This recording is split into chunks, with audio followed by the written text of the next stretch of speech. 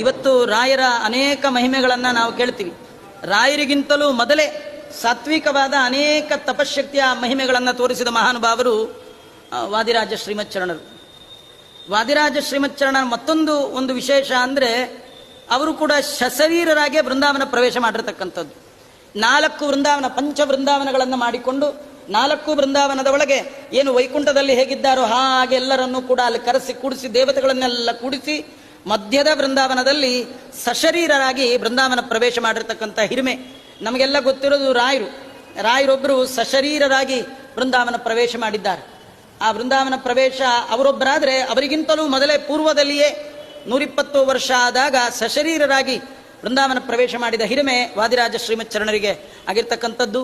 ಇವ್ರ ಕಾಲದಲ್ಲಿ ಮತ್ತಿನ್ನೊಂದು ದೊಡ್ಡ ಮಹಿಮಾ ವಾದಿರಾಜರು ಅಂದರೆ ಸ್ವರ್ಣಕಾರರು, ಚಿನ್ನ ಬೆಳ್ಳಿ ಮಾಡುವಂತಹವರಿಗೆ ಕೋಟೇಶ್ವರದವರಿಗೆ ಅನುಗ್ರಹ ಮಾಡಿ ಅವರಿಗೆಲ್ಲ ಮುದ್ರಾಧಾರಣೆ ಮಾಡಿರ್ತಕ್ಕಂಥ ವೈಷ್ಣವ ದೀಕ್ಷೆಯನ್ನ ಕೊಟ್ಟಿದ್ದಾರೆ. ಒಳ್ಳೆ ವಿಶಾಲ ದೃಷ್ಟಿ. ಯಾರು ಬೇಕಾದರೂ ಮಧ್ವಾಚಾರ್ಯರ ಮತದ ಅನುಯಾಯಿಗಳಾಗ್ಬೋದು.